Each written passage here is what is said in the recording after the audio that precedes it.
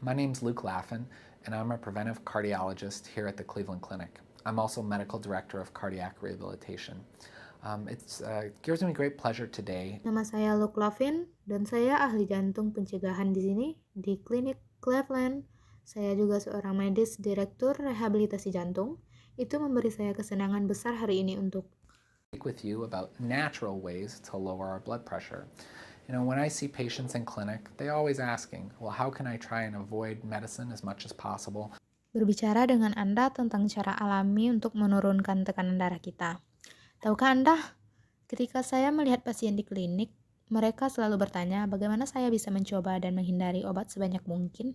What can I do naturally to lower my blood pressure? And they come in with all kinds of ideas and things they've read on the internet about lowering blood pressure. Does this special supplement help, etc.? Apa cara alami untuk menurunkan tekanan darah saya? Dan mereka datang dengan segala macam ide dan hal-hal yang mereka baca di internet tentang menurunkan tekanan darah, mengkonsumsi suplemen khusus, dan lain-lain. The majority of them know they don't really tend to lower blood pressure, or at least there's not good data to back it up. However, Mayoritas dari mereka tahu bahwa mereka tidak benar-benar cenderung menurunkan tekanan darah atau setidaknya ada data yang tidak bagus untuk mencadangkannya. Namun, there is good data to back up a variety of lifestyle measures that we can actually use to naturally lower blood pressure, and they actually become the cornerstone of hypertension management. ada data yang bagus untuk membuat cadangan berbagai langkah-langkah gaya hidup yang bisa sebenarnya kita gunakan untuk menurunkan tekanan darah secara alami, dan itu benar-benar menjadi landasan manajemen hipertensi. As I always say to my patients, 70% is lifestyle, 30% is medications. I can give you 6, 7, 8 blood pressure medicines if you're not doing those. Seperti yang biasanya saya katakan kepada pasien saya, 70% itu adalah gaya hidup, 30% adalah pengobatan. Saya bisa memberi kamu 6, 7, 8 obat tekanan darah. Jika kamu tidak melakukan Style components, you're really not going to be effectively lowering your blood pressure. So these are generally things that people think about, but we have to be diligent. komponen gaya hidup, Anda benar-benar tidak akan secara efektif menurunkan tekanan darah.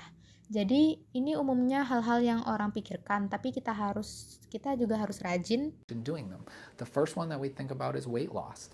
It's very clear from the most recent hypertension guidelines and from a variety of data that weight loss dan melakukannya. Yang pertama yang kami pikirkan tentang penurunan berat badan, itu sangat jelas dari pedoman hipertensi terbaru dan dari berbagai data penurunan berat badan itu. Lower blood pressure.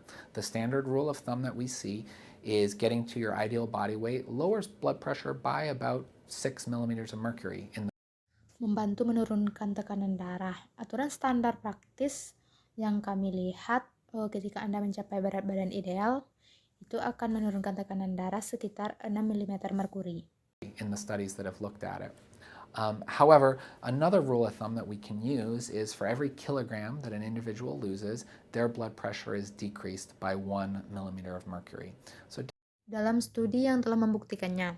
Namun, ada aturan praktis lain yang bisa kita gunakan adalah untuk setiap kilogram berat badan yang turun, itu berarti menurunkan tekanan darah sebanyak 1 mm merkuri.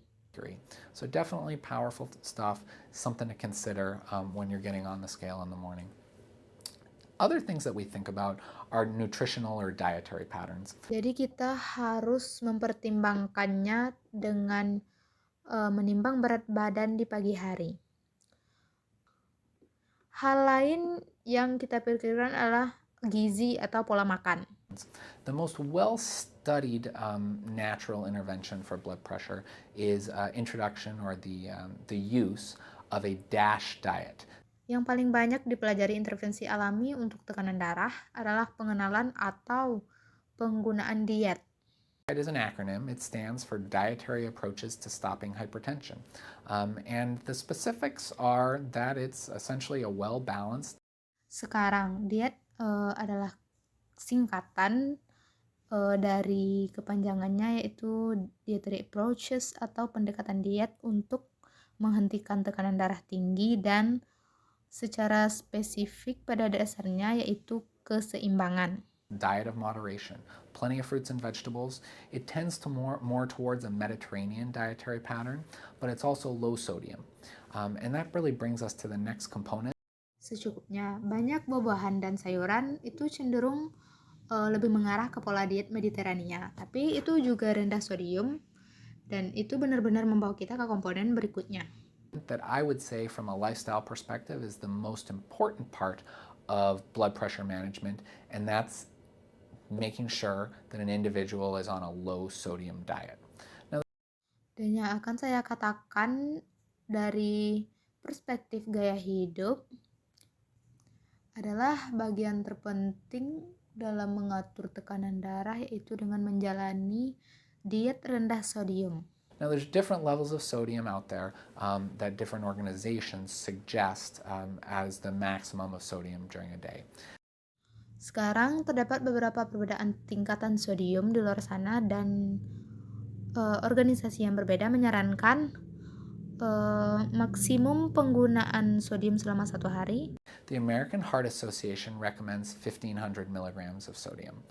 I tend to think that's a little bit too low. We know that people can generally get away. Yang disarankan oleh Asosiasi Jantung Amerika sebanyak 1.500 mg sodium. Saya cenderung berpikir itu sedikit. Yang kita tahu, orang pada umumnya dapat mencapai a maximum of 2,300 milligrams of sodium throughout the day.